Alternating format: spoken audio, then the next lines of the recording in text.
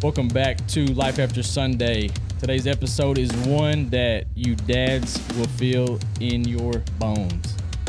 We're talking about the pressure, the weight, and the calling of raising godly kids in today's world. Today's world is not too friendly of godly men. And then we got some quick hitters, kick things off. And Mike's got a crazy story about some insect he found he'd never seen before. It's amazing. Amazing. Some green alien-looking bug. We should just start with it. So I know I sent y'all the text, but I found this bug on my chair the other day. It looked like a leaf. So naturally, I took a picture of it. Apple identified it as a katydid. Did you guys know what a katydid was before I sent that? I did. You did. But I live honestly, on the mountain. I've heard the name. I never really seen one up close like where you sent, and I didn't know what they sounded like. Oh, yeah. Well, then, so I didn't know. So all these years, I love when you find something out when you're 50. You had no clue. All these years, what was it, Pam Tillis saying maybe it was it Pam Tillis? What's her name? Maybe it was Memphis? Maybe it was Memphis. Yeah, what's her Tillis, isn't it? Anyway, everybody's heard maybe it was Memphis. Where's Eric GTP when you need him? Yeah, he failed. Yeah. But there's a section in there that says katydid sing like a symphony. Yeah. And I was like, whatever. I thought Pam maybe. Tillis. Is that right? 1991. Pam Yep. Tillis. So, and I just thought they were talking about a person named Katie. So then I took it. That's funny. All my life. Yeah, here I am. So then I take a picture and it says katydid. So then I look up katydid. Here's another thing. I hear them at my house every night. I thought It's like the sound of summer. but I thought I assumed the night sounds were locusts and frogs. Right. They're not. It's the katydid. I'm sure there are some locusts mixed in there. The but katydids sing. Yeah, they sing. Like when you walk out of my house, all you hear are katydids at night. So if you want to enter the nerd realm with me, and this is part of aging, once you hit 50, you start being amazed by God's little creation. I'm not there yet, so. Yeah. Hey, you're soon, close. friend. Very soon. You know, you start being amazed by God's creations. Yeah. Here's this bug that literally looks like a walking leaf. And I had no idea I'd been listening to it at night my whole life. There's no way you could identify that thing even in a small tree with green leaves. No. Oh, no. You ain't seeing it. The only reason I saw it's because it was on a chair with a black Right. background. I was like, well, that's a neat looking thing. What is this? So It looks kind of like an alien, weird, like it looks like kind of like a cricket with a leaf for wings. So it's camouflaged. Camouflaged. Isn't that amazing how that thing was designed with that camouflage so he could be in a tree and That's not why get I eaten love by a stuff. bird or That's whatever? why I love this stuff because again, Dude, we've got at least 12 hummingbirds hitting the feeder now yeah, on the back deck. Really? And we just sit there and Watch look, that. Same. there they are. see, Yeah. Bob, you're We watch aging, watch the hummingbirds. I'm not quite to where you guys are yet. and we in weren't my at your age either. But before we got this rain, I was watering my backyard. I don't want to die because the dogs and all that. We sit on our patio and all that. Well, I had turned my chair away from the TV and all that, facing outward, and was just relaxing, watching the water my grass. And there It you was go. amazing. No, it's and you know what?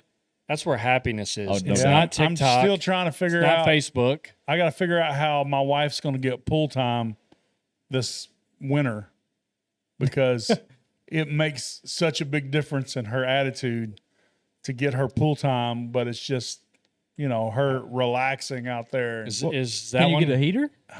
Can it be heated with the way it it's can, built? It can, but no, I don't think it'll heat it enough. I guess I need to get a hot tub. Oh, there we go. The next Hot purchase. You could figure out some way to like pull water out, like make it like a radiator. Yeah, I've seen all kinds of ones. I've even seen one where the guys have taken a pot and built a floaty around it with noodles and stuff. Yeah. That are far enough away from it, and then build a fire in the pot and let it float around in the How pool. genius That is would be that? awesome, man. You're talking about redneck. That's pretty That cool, fits though. my pool pretty well. The good thing about Arkansas is you'll be able to use it. I mean, Oh, it's looking like For a this year. while. I mean, the water has not gotten very warm this year. Just about 3 days this summer has it been actually hot. Yeah. It's cooled back down because it's above ground, so it Yeah. doesn't hold that heat very well. I wonder, or what is the temperature of like too cold to get in the pool? Like water, like 60? Is that too Oh, cold? yeah. No, there's 70? 80 is Really? cold. yeah. Okay. 80 is cold. 90 is pretty much perfect. When does it start getting like a 92, bath water? it's starting to be bath water. Really? 90's pretty good. 92 is bath water. I know that pool that we had. 88 to 90 to me is Perfect. pretty good. That pool we had at our little condo townhouse thing in Florida, it was between the two buildings and no shade around it. It was in the sun all day and it was like max like 6 feet. And like when I come off the beach, instead of like showering off at the thing, you know, I like to always just jump in the pool, get all the sand off. We walked, I don't know, probably 5 minutes from the beach. And I'll set my stuff down. I run, open the gate, jump in the pool. And I was like, no way. It's like dropping in It was lava. Hot, dude. I was like, this is wild. Yeah, and for It that, wasn't what I was expecting. and for that, for when it gets too hot, we've got a fountain in the pool. Okay, so fresh water So coming the in. water goes up into the air, gets air cooled as it comes back down. You just need to take your Bobisms and build a radiator Yeah. off you your go. pump the Yeah. water into the radiator, and then cycle it back into the pool. They Warm water. make a solar panel basically Yeah. that you can hook to where the water runs through it, and it's black, and so it gets heated up and the water runs back into the pool. Probably take I a mean- lot, though. Yeah. Your pool's pretty big, isn't it? I don't know. Mine's not that big. Mine's small. It's only 18 foot. So Okay. mine's small one. Bigger than my Alan's pool. is way bigger than I ain't mine. got- It's bigger than my pool. Yeah. Mine's all janky. But it works. But by golly, it works. It It's works. my redneck paradise. Arkansas is the land of above ground pools. No doubt. Yeah. Because half the time you got to blast rock out of the ground to put a in-ground pool. So I think one day we'll finally get an above ground pool too. Carrie's been wanting one since we've lived here, but our backyard's on that slope. Yeah. And it's Yeah. just would take I mean, we could do it, but it'd be several $1,000s. You have to get some equipment in here to level Yeah. it down, probably with a retaining wall and all that mess, you know. And it may eventually happen. But one more thing I want to talk about is this weather last weekend was like got me ready for fall, dude. Like in Man. a bad way. We've only had very few 100-degree days this year. I think I don't know that Russellville's hit 100 yet. Yeah. Little Rock had one day, but we've So- had some hot, humid days. But the fact that we got a cool front in August, I was watching TV on the back porch Saturday night. Mhm. Monica had went to bed, and I was just outside. I had to go get a blanket. And I looked at the Awesome, dude. temperature at my weather station.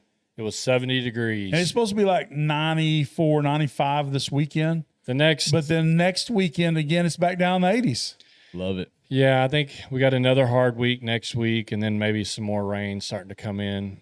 I don't know about y'all, but like from the time football season starts till after New Year's, it's like my favorite time of the year. Oh, yeah. Like I told my wife the other day, like this cool air. I was like, I'm going into Dude. rut, baby. Like I'm feeling it. It makes you My feel like, neck was swelling up. dude, it's like you feel like a new person, like walking Yeah. outside on those beautiful fall days. The 2 months I hate the most are January, cloudy a lot, Yeah. cold, and August. And I've been able to enjoy a little bit of August, but you can't really do anything outside extensive. The humidity is oppressive. Mhm. I'm So the- concerned that September is going to be our August this year. Oh, I don't say that, Bob. But even if Don't it's speak hot, that. I'm concerned. as long as the humidity, I'm a big dew point guy, man. If you get the dew points down, you can handle the Oh, heat. yeah. I'd Like- be okay. Like you're saying, if it was the humidity's down and it's 85, 90, I'm cool Yeah. with it. Yeah, like if you are outside and it's 73 with a high dew point, it's disgusting. But if you're outside and it's 73 with a low dew point, it's wonderful. Yeah, I can go outside like you said and watch TV and need a blanket. You Yeah. know, even if it warms up during the day, I'm cool with it. Yeah. You know, I've been telling my wife's. She put this. I don't know. It's like one of those. Put them in a little burner, and it's a thing and it melts and it smells like a wax thing. It's not a candle, but it. Yeah. I know what you mean. Anyway, it's like this maple. It smells like fall. Oh yeah. So my brain is like I come in from outside and it's blazing hot, and I walk inside and it smells like fall, and I'm like, yeah, your my brain's like can't compute what's happening. Like isn't that weird how that works? It is. I did that yesterday. My brain is singing the wrong words to the song. Yeah, it won't compute. I did it yesterday. So I went and got 2 ricks of wood to stock up for the fireplace, and he put a couple pieces of cherry in there. I had never smelled cherry, or I had smelled it, but I didn't know that's what it was. I was like, I wonder what this cherry smells like. So I threw it out there. It's hot outside. Oh, it's nice. And it smelled like fall. I was sweating my butt off, but I'm like, the thing smells amazing. Yeah. Your brain probably had a little Yeah. glitch in it too. Man, I love burning cedar and now apparently cherry just in the fire pit just for the smell. I love. I like using cherry on a brisket. I Gives can it see why. a different flavored taste, but it's good, man. I like it. I don't have like where I put logs in it. I just use the pellets. But most of the pellets you buy with the mixed, it'll have maple, cherry, and then like a hickory or something. Right. Oh, I love You can buy hickory. just cherry Yeah. pellets. It's weird, like when those like beef heavier meats cuts them like Fruit wood is going to have a little less smoke. yeah. I use So it's that not like going to be for as harsh. pork butts and stuff and ribs, and you can use that cherry, the heavier smoke for brisket and tri-tip and all that. Speaking of last weekend, we actually took a side-by-side ride because Saturday morning we went up north, and the further we got into the mountains, it was literally chilly.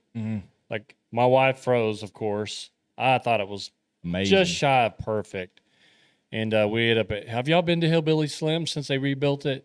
No. Haven't. It's on Highway 16, I believe. It's in the middle of nowhere.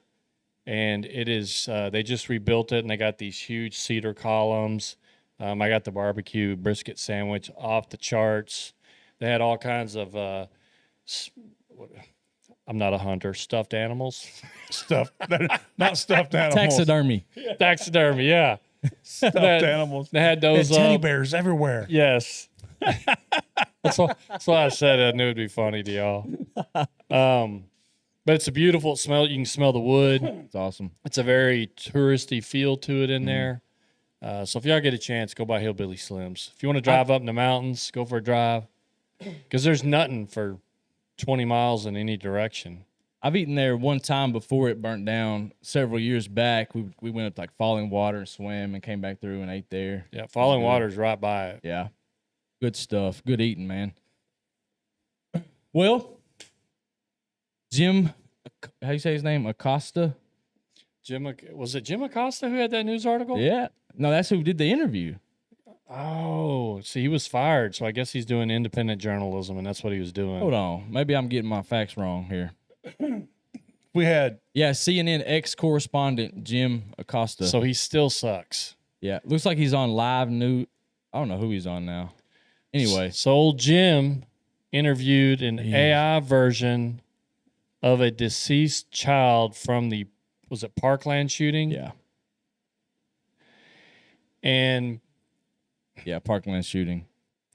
It was a full avatar of this kid, like full AI, and he conversed with it, and they got the avatar to say, basically, I'm no longer here because people won't address gun violence. And it was one of the most distasteful things I've seen in AI. I'm sure a lot of the Parkland parents are anti-gun. Emotionally, I completely understand why they would feel that way. I do. But they probably agreed to have this done. But it was disgusting watching. And then the when you finally use AI to make someone who's deceased look like they're alive again, it's to make a political statement. of course. Well, I mean, the thing is, Jim, you're building this. Where do you get the info to know that you're inputting this person correctly? You know what I'm saying? I'm just saying there's a whole lot of info that's going to go into building somebody. Well, we've we've used AI on here, and I remember when we showed you Craig speaking Spanish, and then it had me do it. That was off my phone using an app. Jim Acosta must have paid for like the off-brand AI because the guy's voice was awful. It wasn't flowing, it wasn't natural. Yeah. So combined a crummy AI version using a deceased kid to talk to interview him, and I think he thinks he was being innovative and stuff, but most people, at least conservatives, have found it to be pretty disgusting. So it was like the original Total Recall and not the new Total Recall. Yes, that's exactly what it was. This says on an article from Fox News, it says the avatar was created by Oliver's parents to promote conversations around gun violence. See, yeah, I don't know, it's kind of gross.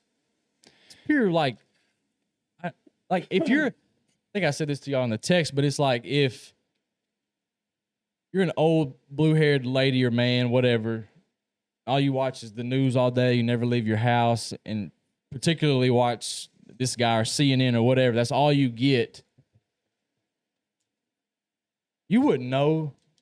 You'd believe everything that was being told to you right there. You're deceived greatly just by that little conversation. You know what? And with that said, we all need to make sure we educate our parents and grandparents on what AI is doing and on the scams and things that are happening in today's world, because the people that are getting scammed by AI things and all this the most are the elderly. Yeah.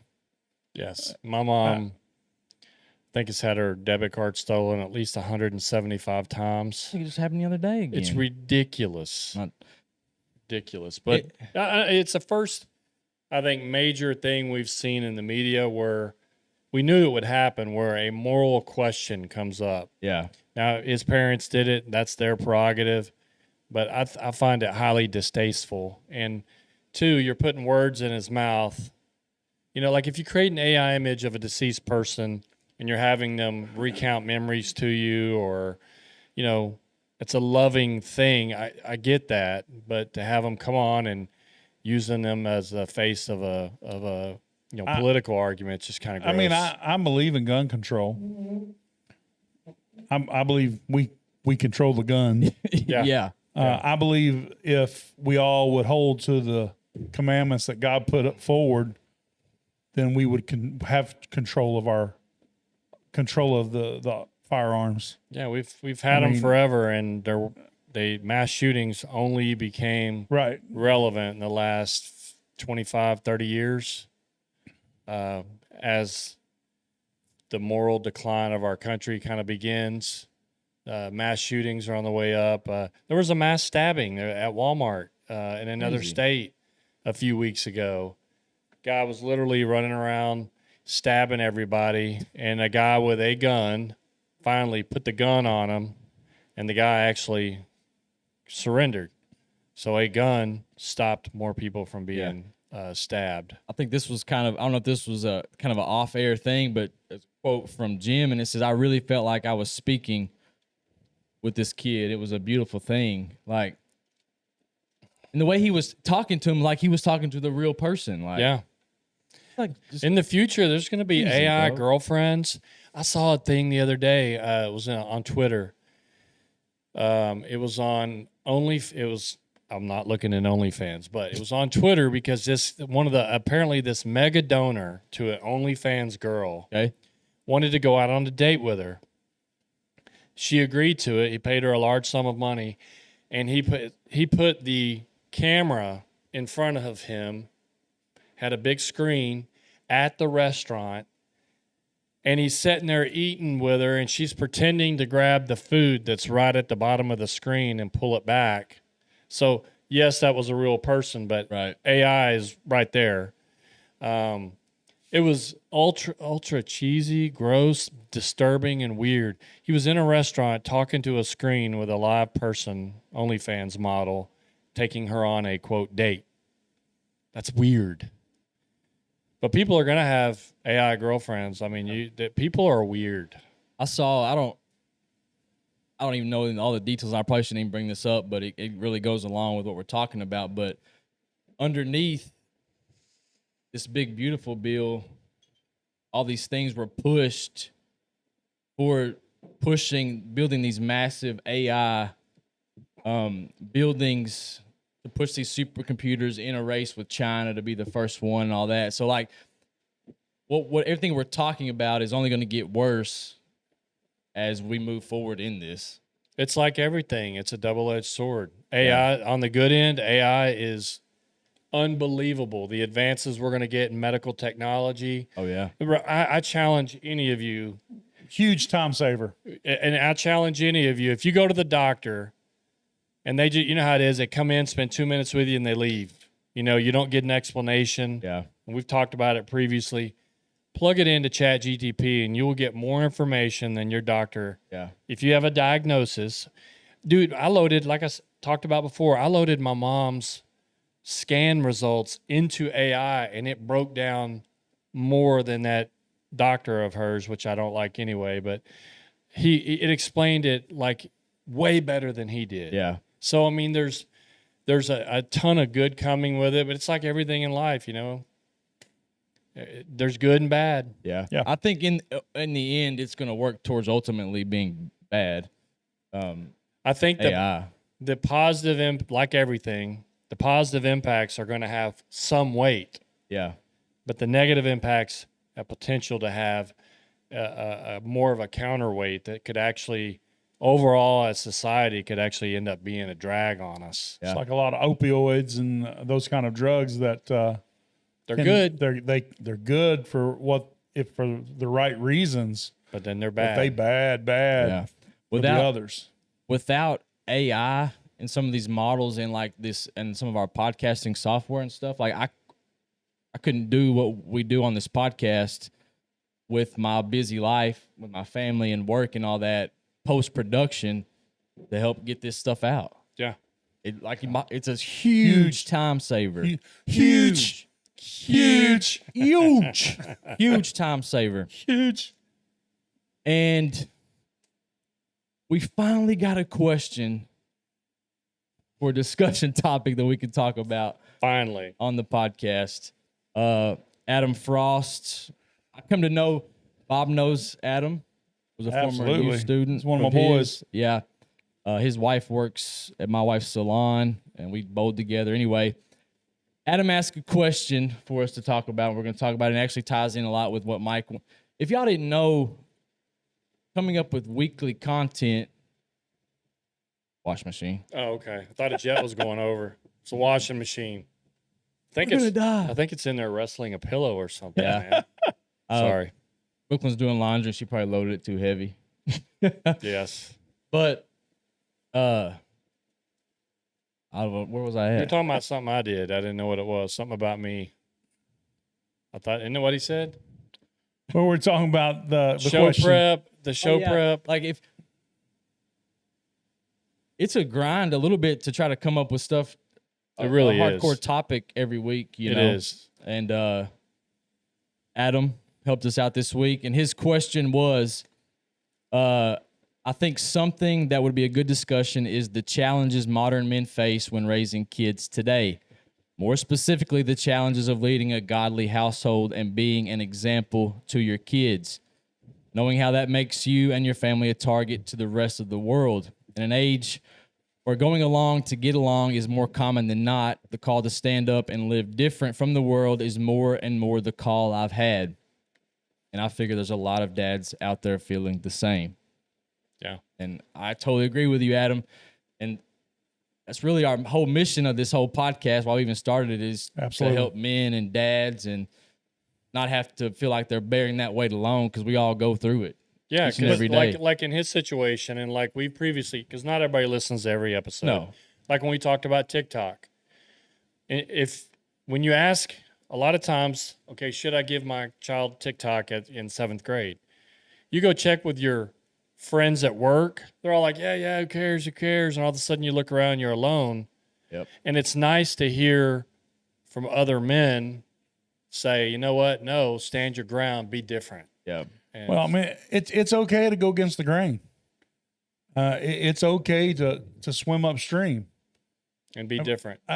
because in the long run, it's going to make a difference in your kids' lives.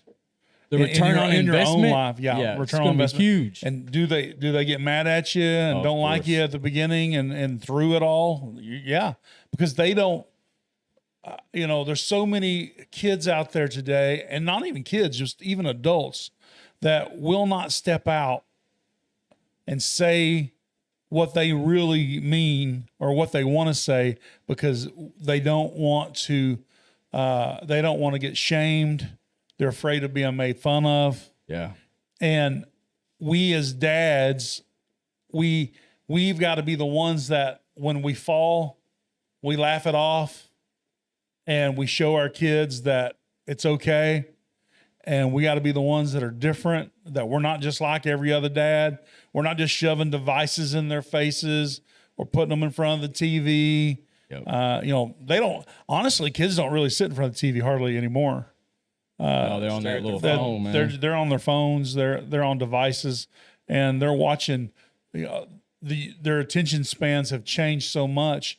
Not even that just theirs, but even ours. Ours for sure. Because 30 seconds. I mean, how often? I mean, like right now when I'm traveling and on the road, I'll have the TV on, watching something. I'll be watching something on my phone, and when I'm hitting commercials, I'm minimizing the screen and scrolling Facebook while I'm watching two different programs. Yes, it's bad. Constant. I mean, it's bad, and I think the point he's hitting on is it is hard to be different because you're casual, because you become friends with your friends, your kids' friends' parents. And you'll find that they don't raise their kids like you do. Yeah. And then you find yourself alone and you call around and you're the only one doing it. And your kid's giving you crap saying, why are you doing this? Why am I the only kid in my grade without TikTok or Snapchat how does it or make whatever? you feel? Okay. And this is for all of us. What does it do in your stomach when your friends contact you and are like, hey, let's go do this on Sunday? And in your own heart that you're about to say, let's go do that, but let's do it after church. Yeah. Yeah. But you've got to put that, and it's almost like that stigma you got to put out there, the after church stigma. Yeah. Oh yeah, you're the church family people. Right. Yeah. But it's okay. It's okay to be different. I mean, I'm not saying you can't ever miss church.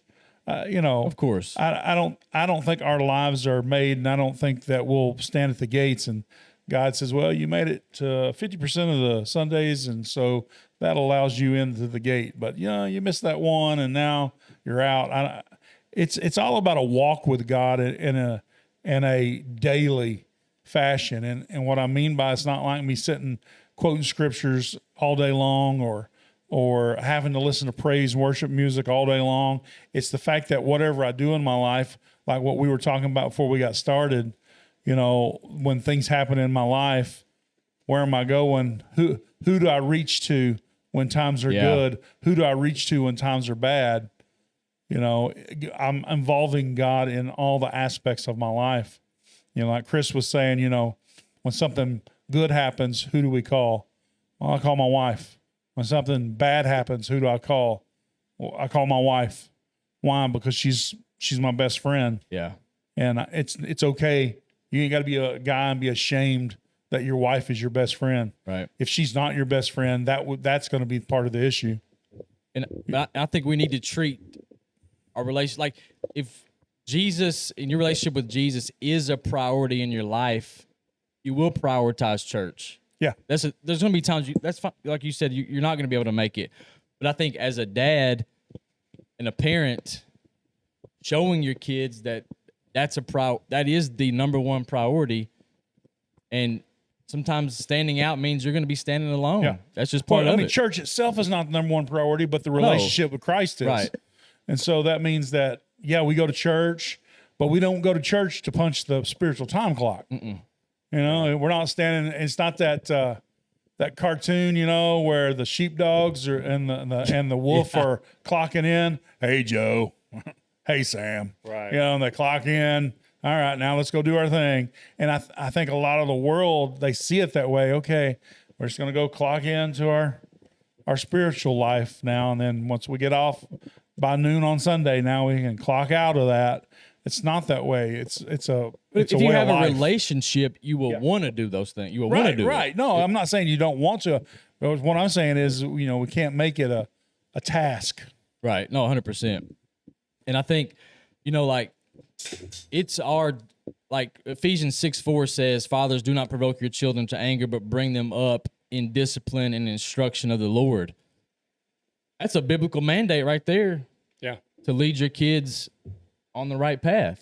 Well, and two, I think his question, he's feeling the calling, I believe, of the Holy Spirit, Yes. which is, and it's backed up by Bible verses who say, be different than the world. Yeah. It says, come out among them and be separate. Be separate. Yeah.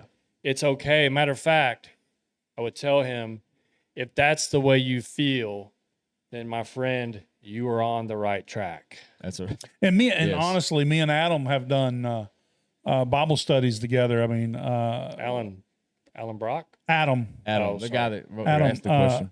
me and Adam, we've done some Bible studies together. We've done some Bible studies with some motorcycle guys, and we've just enjoyed time with men, and then talking the Word. And Adam, I know Adam. He's got a lot of great wisdom. Yes. And the biggest thing is it's hard on us sometimes, though, to remember that there are other guys out there that share this with you. That's The right. burden of being godly dads and being okay to be a little different than everyone else. That's the number one play of the enemy, is to make men and dads feel isolated and like they're alone in their situation, and no one else is going through what they're going through.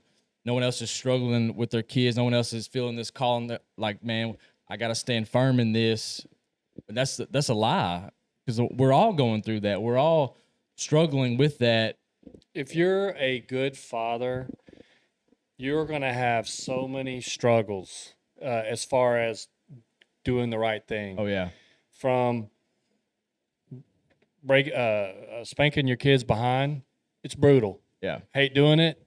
Talked with my wife before, talked with her afterward. Hated it. She backed me up, said, you're doing the right thing. Oh yeah. Like all of it is difficult because you're going to put standards in place, earlier curfews. The freedom will be relaxed at a slower rate than all of their peers. And it is going to continually be a struggle. And you're always going to have to go to the Lord, go to your wife, and talk about it, and because you're going to get drugged down. The world is going to pull you down from every 100%. direction, and you're going to find it hard to stand up. And I've talked about it before, not just about being, like at work, not necessarily talking about raising kids, but, spending 25 years working somewhere, and only a few people knew that I believed in God because I was a coward, because I didn't openly discuss it. I was almost, I didn't want to be made fun of. Right. As the Jesus guy at work. Right. So again, that's a struggle I had, and you're going to have the same struggles. I'm telling you, in almost every controversial decision you make with your children in this world, it's going to be tough. Real tough. Hey, a good way to just start that path of doing it just a little bit different. I mean, because that's the key, is for us to do small steps to get to where we're wanting to go, not just dive off into the deep end. Good way to start. You're listening to this podcast, hit that share button. Yeah. Oh yeah. Yeah. Hit that share button. And Because what you just did is you just told everybody it's one of your friends, hey, y'all should listen to this. Yeah. It helped me, and it might help you. Yeah. Yeah. Hit It's that share- easy. It's easy. That's easy. I mean, I'm not trying to get done for us. It's an easy way for us to just And start that path. we always, I was thinking about this the other day, just random thought on the air. We need to add into our intro what our mission is. I was thinking about agree. that. Come in, and any new listener will hear our mission, because we don't come here. We always come here with a humble servant's heart. We pray before we come on to this show because this isn't about us. It's about, reaching a guy. We're not perfect. We've explained it a million times. We fail every day, but we want to be able to have guys to be able to have somebody to reach out to, listen to, or maybe when you're driving down the road listening to this, you'll be like, I'm in fact not alone. Yeah, I'm going through that same thing right now. Yeah. And that's huge for a man to not feel alone. And I think it's so important that Bob was talking about practical ways to start this, like even if you're eating, like I know it's hard. I know everybody's on the go, ball games, all this stuff. But if you have a meal with your family around the table, just make it a little rule. No phones. Talk to your kids about their day. Lead the prayer at the dinner table. And that's a huge way to start if you're not doing anything. Matter of fact, to get on this road. That's great advice because I'm not a outgoing person as far as my Christianity, and stepping out and stuff. You've had me spontaneously pray on here before. I'm scared to death when I do it. And also, about 10 years ago, I started doing it for prayer before meals. No matter who's with me, do it. No matter where I'm at, do it. Of course, I forget sometimes, but that's me trying my best to step out a little bit. Like you do it without even blinking an eye. For me, it was a challenge, and for a lot of guys out there, it'll be 100%. A challenge.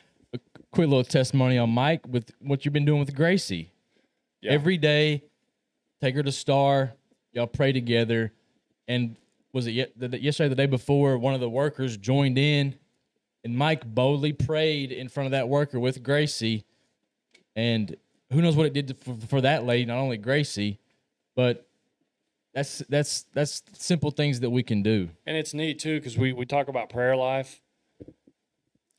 And I know someday it'll happen, but we have had not one behavior issue with her at Star since we started praying. That's cool. I think Gracie believes in God. She believes in Jesus. And I think that message right before she goes in, I think it works. It helps. Yeah. But I'm telling you right now, if I were to put it on a graph chart with you and then chart when I started praying with her right before we go into Star, you would see that chart drop from some bad behaviors here and there. Now it just dropped. Yeah. And kind of sit down. So that's just a testimony to the fact that there is power in prayer. There is, man. And don't be afraid, because a lot of times that person, those other people, they're just as afraid. That's right. And it makes them feel at ease whenever you actually do it. Oh yeah. Because I'm on the road, I'm working, and every once in a while I stop at a cigar lounge and have me a cigar, and I chat up a conversation with the guy that's next to me if I can, if I see the right moment. And I've got to pray over guys at a cigar lounge. Yeah, that's awesome. Mm-hmm. Just because I was bold enough to start a conversation, and when I see the conversation headed that direction, going ahead and going down that road. Yeah.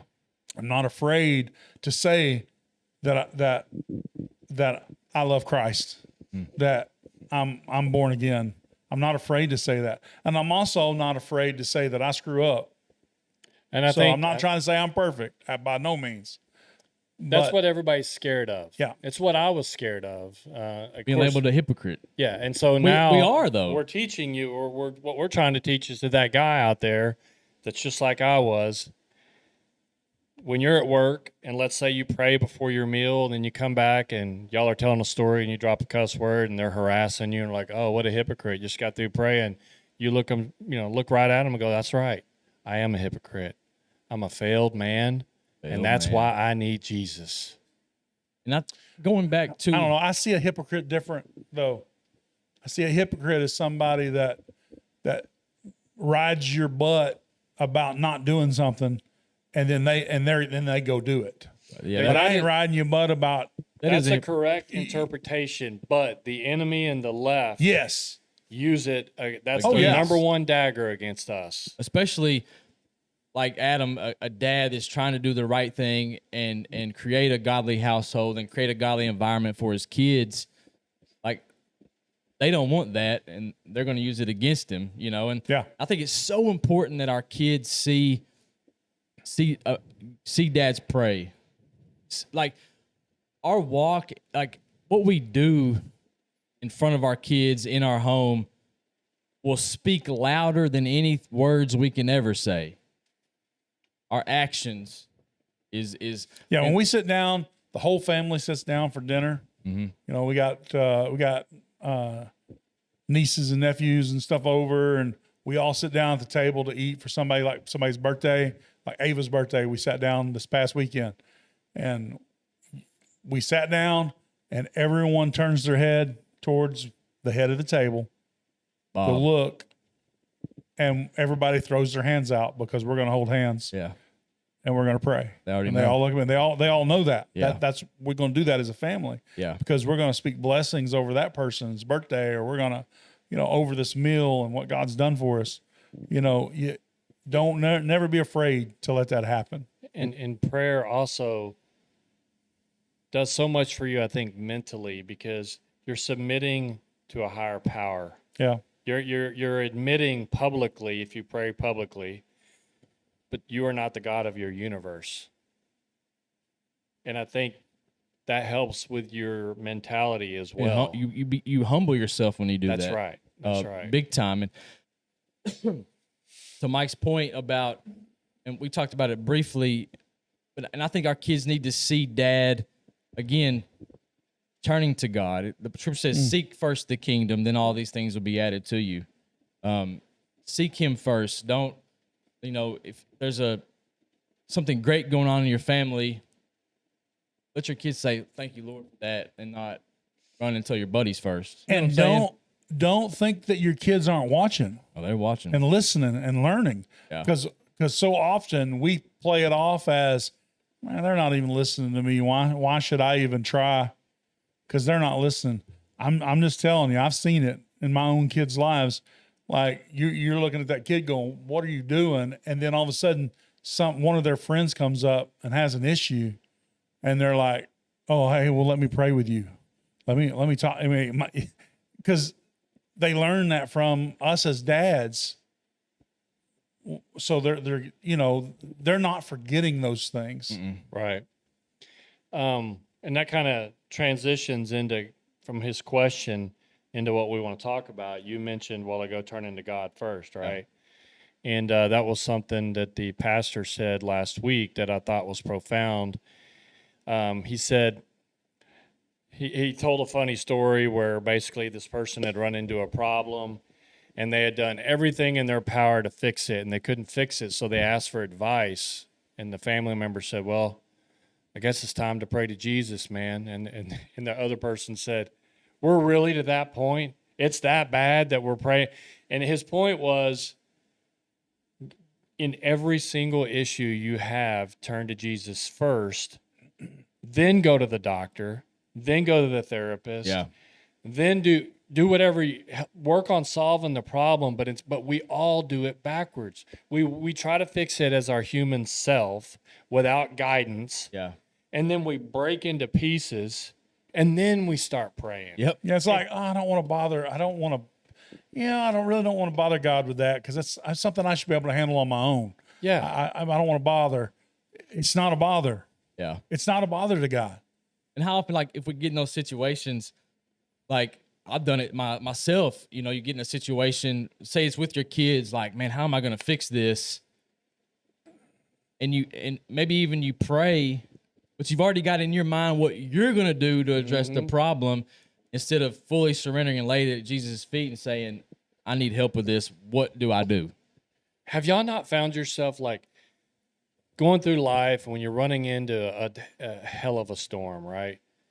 And you and maybe your wife, you're sitting there trying to figure out how to get through it, and you're just destroyed.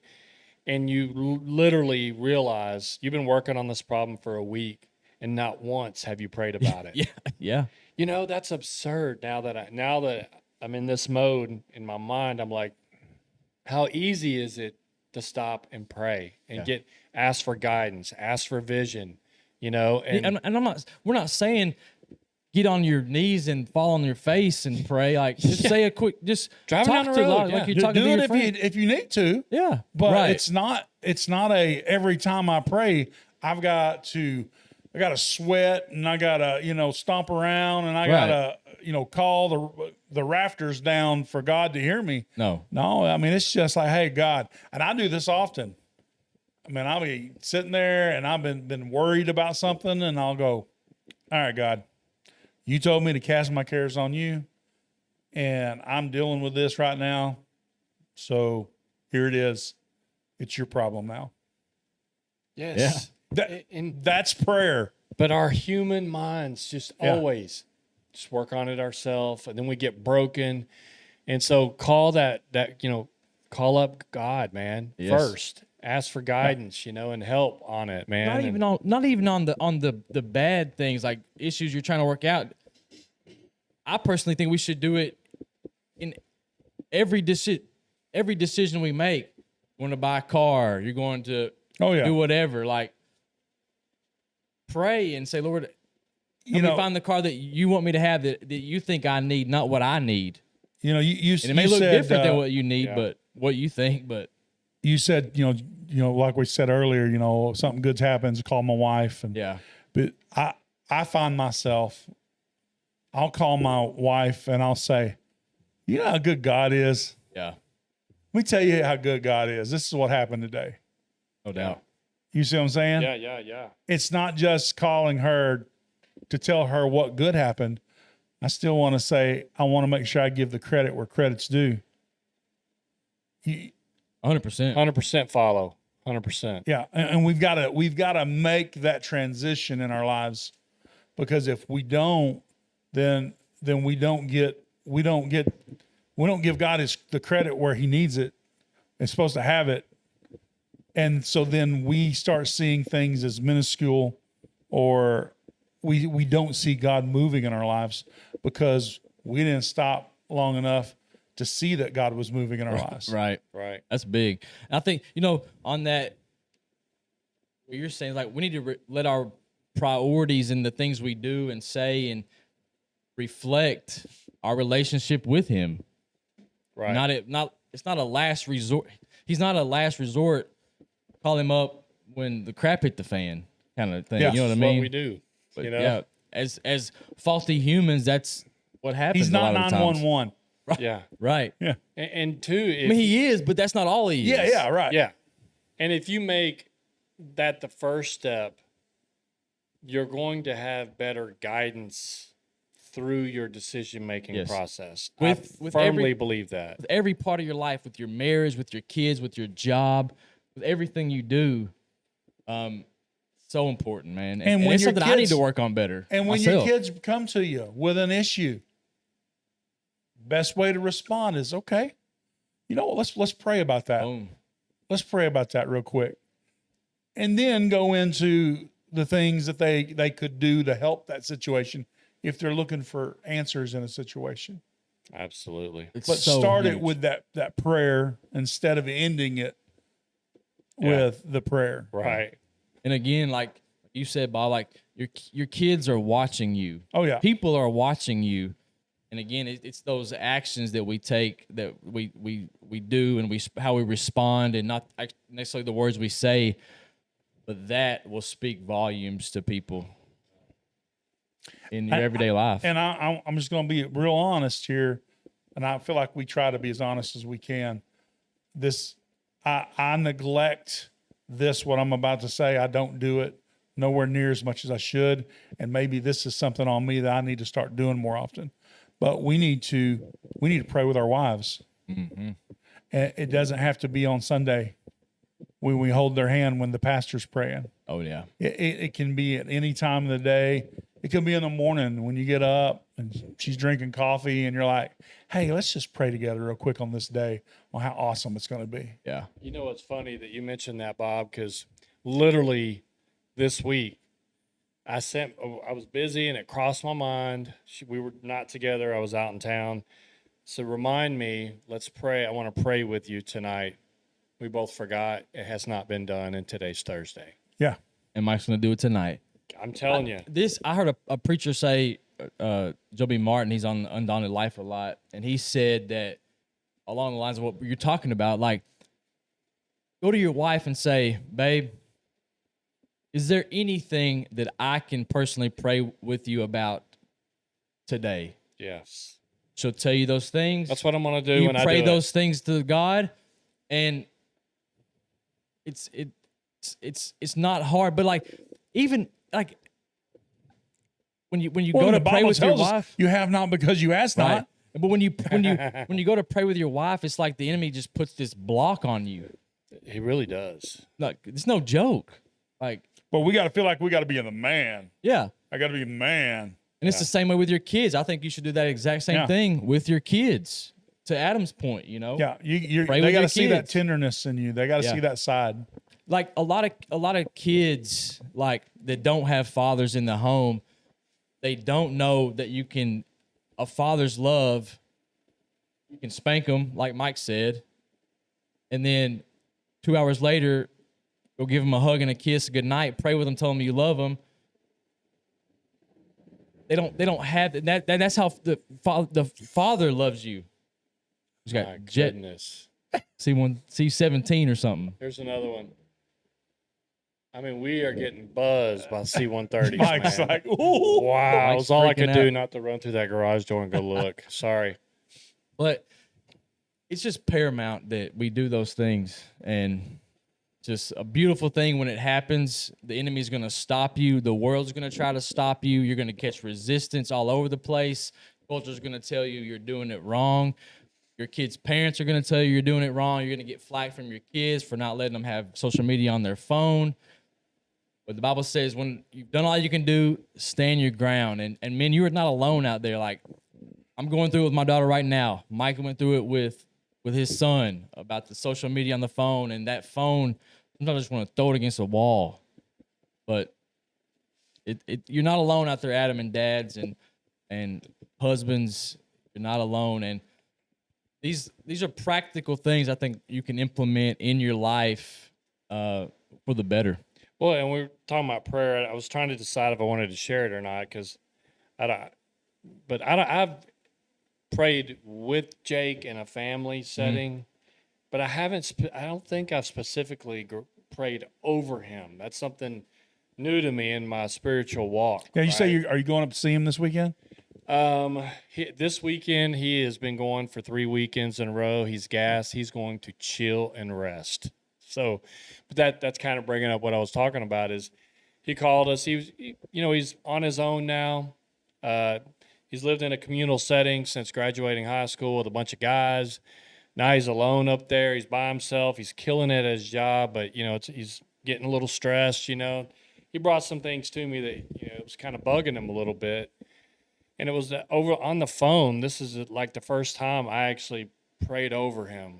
Yeah. And I've never done that. And at first, I was pretty comfortable with it. All I did is focus on him, and I tried to think about anything that he is bothering him or any anxiety he's having, to persevere. That's the first time I've done that. And so, not saying that to brag. I'm 50 years old. My kid's 22, and I think that's the first time. Like I said, praying with him is one thing. Literally praying for their specific needs. Yes. That's the first time I've done that, and you know what? It was awesome. He sent me a heart emoji later. You doing that though is going to have lasting effects on Jake, where maybe when he has a son, he's like, Totally. Man, remember that time I was struggling when I first moved out? I remember Dad, he prayed over me, so Yeah. he may do it to his son way earlier than what you did for him. He folded the corner of that page down. Right. Yeah, no doubt. He did. He's like, you know what? I'm going to come back to that. I want to fold that page down because when I have kids, I want to do that. But you know what's funny is, I guess it's better late than never. The perfectionist side of me is like, he's 22. Why couldn't I have been doing that since he was 5? It's a little frustrating. But better late than never, right? Yeah, you can't beat yourself up about the past. The only thing is to start now and move forward in doing what you know is right. And often we think what does it matter? It's in the past, right? 100%. Timon and Pumbaa. Yeah. Flush it, baby. Move forward. You often forget.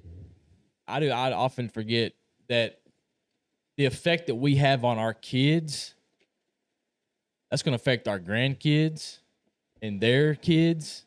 You know what I mean? So it's going to roll downhill. Yes, generational. Very And generational. you know what else is generational? If you're a crummy dad. Fact.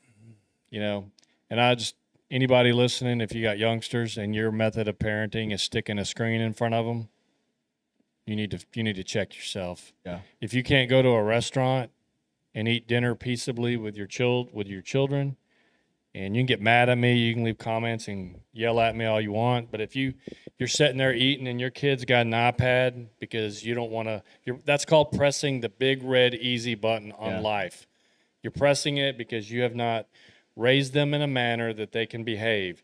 Now, if they have some issues or whatever, and that's a different story, but I'm talking about just a typical kid. You go to a restaurant and you got a screen in front of them so you and your wife can eat.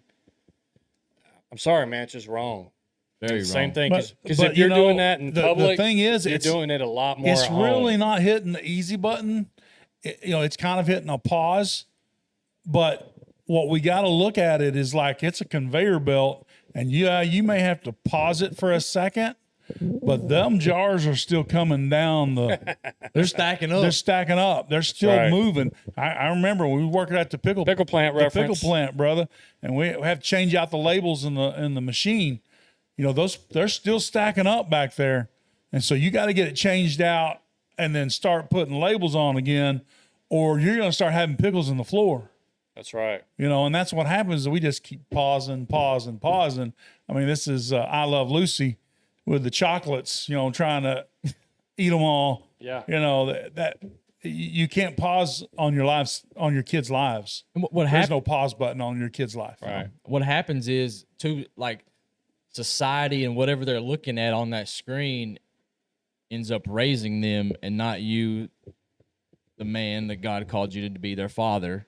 Their father, because those kids, when you go to a restaurant without them having it in front of them, then they have to learn like not to interrupt mom and dad when they're talking.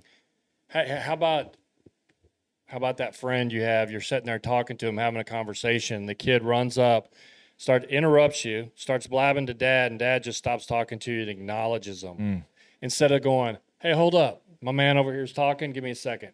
Wait."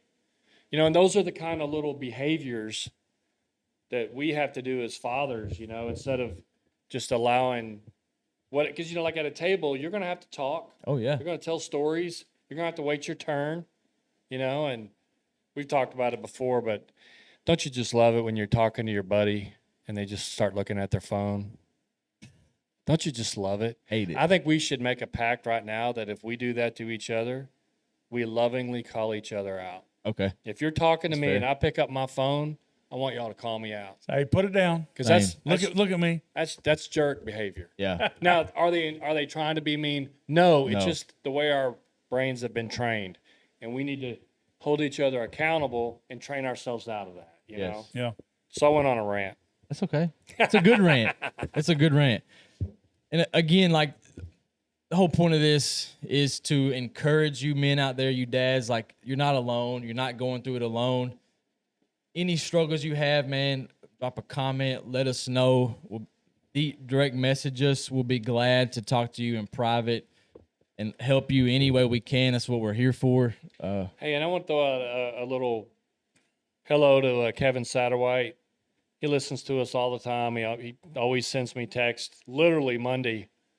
Listens to it.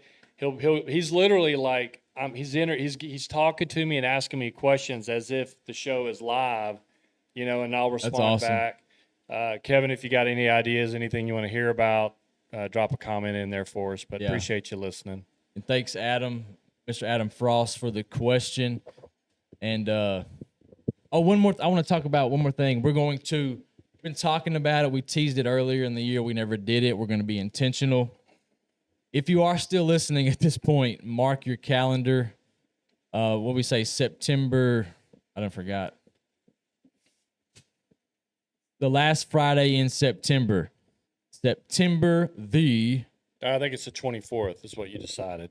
31st would be the last. 26th. Oh, in September. 26. 26. September 26th, we're going to have a Life After Sunday dude hike up to Pinnacle Mountain. Just hang out with some our boys, listeners, our little close community we have. If you're interested, let us know. We'll have more details to come, but just want to start getting that word out so you can mark it on your calendar. I think it'll be a fun time. Just hang out with some dudes and come hang out. And if you got something heavy on your mind, you ain't been able to talk to. I can talk to anybody. No doubt. Talk about anything. No doubt. You got something on your mind, we can chat on the way up in between taking breaths. We're gonna die. All right. Thanks everybody for listening. Like Bob said, share this with somebody that you think will help them. A dad, a husband, a dude. Drop a comment. Let us know what you think. Let us know some of your tips and tricks on how you're parenting. What you're doing to be a dad in this crazy world. What are you doing? I want you to pray. No, I'm kidding. I was going to say, I preempted it. I already thought that. I think you prayed last week. So. All right. I'll pray us out of here. Heavenly Father, we thank you for this podcast. We thank you for allowing us to do this, Father. Thank you for the men listening and women. I pray, God, for the dads out there. I pray for Adam. I pray that you let him know, Father, that he is not alone. I pray you give dads the strength, Father, to walk the walk, talk the talk, to be leaders in their home, to lead their kids and their wives in the godly truth, the gospel, the word. And Father, I pray that they will not be ashamed. I pray that all the fiery darts from the world and from the enemy that are coming at them that says that they're doing it wrong, I pray that you'll place a hedge of protection around them that will not reach them. We love you and we praise you in Jesus' name. Amen. Amen.